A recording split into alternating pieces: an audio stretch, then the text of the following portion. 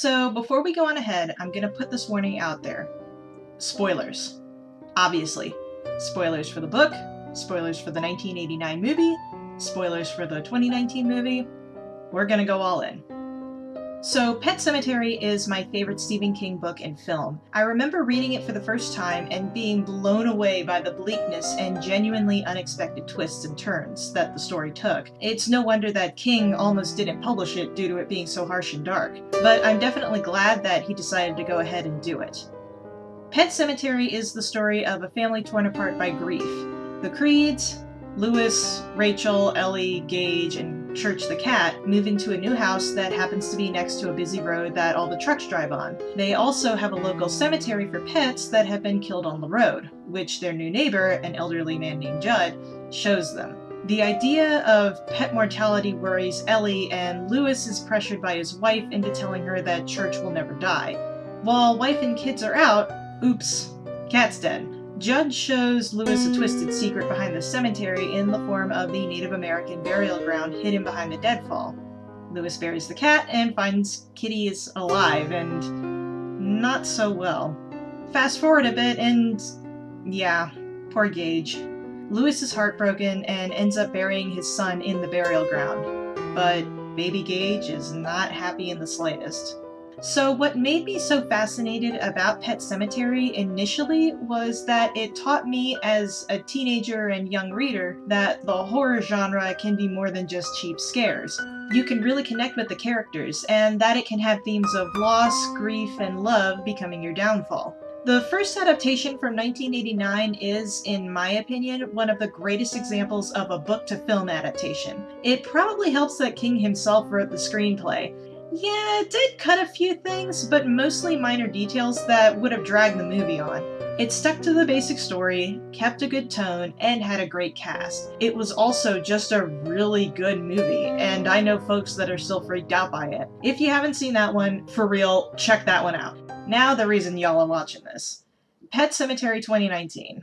I wasn't too interested in it at first until I saw the second teaser, which exposed a big twist. And honestly, I kind of wish they didn't reveal it. In this version, it isn't baby Gage that is taken by the truck.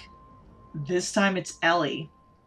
Yeah, they went there. When I saw this revealed in the trailer, I was immediately curious. This isn't a twist that you can do and leave the rest of the book alone. This is something you do to rework the story from the ground up, and yeah, they really go there. Right off the bat, Ellie is much more threatening than a 2-year-old kid. While Gage still managed to be pretty threatening due to his smaller size and surprises, it can still get a little understandably goofy to think of a baby somehow managing to kill his mom like that, not to mention hanging her dead body. With Ellie, on the other hand, not only is she faster, but physically stronger. You can also get some interesting interactions between her and Louis. When Gage comes back, there was nothing. He just booked it from the grave to Judd's place and proceeded to play with him. In this movie, you get a pretty disturbing interaction between the dead Ellie and her father, along with a new interaction with Judd. Rachel also gets a bit more screen time as well, with a few scenes of her being haunted by her dead sister Zelda. And I'm just gonna put this out there, I went into this thinking that Zelda wasn't going to be as creepy as she was in the first movie, but I was wrong. I was dead wrong. If you were scared of Zelda in the first movie, you'll probably be unhappy with her in this movie as well, because it's even worse. Though, granted, it is mostly just jump scares, but just that warning. If Zelda freaked you out in the first one, you're probably gonna get freaked out by her in this one as well.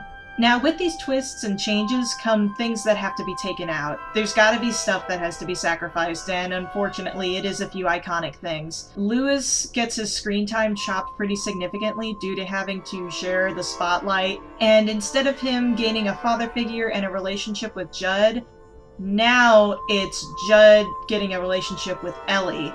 Instead of the build-up for Louis to have to go on to kill his son, you get a struggle between Ellie and her mother. Instead of that tearful beckoning to his son that's tearing him apart, and it's just one of the emotional highlights of the movie, there is now a struggle where he blurts out how he wants a family again. Oh, and also the character of Victor Pascal. It doesn't get any sort of conclusion in his arc for this version, which is kind of a bummer. I was hoping they were going to do more with him, considering they were already changing so much in the story. But again, sacrifices, it was probably cut due to time. And yeah, if you thought the ending to the book and the 1989 film were dark, they managed to make the ending to this one even worse. Much bleaker, much darker, and zero hope for the family. Like it's just so devastating. So this is a very hard movie for me to recommend. On one hand, it's obviously not a good adaptation. It completely veers off of the direction that the book went in order to give you a fresher experience. But at the same time, I say kudos. I'm always open for adaptations that are willing to tell their stories from different directions and give fresh takes just to give you a new experience or possibly even an all new way to enjoy the story. It's just that some of the decisions and changes may not be the best ideas.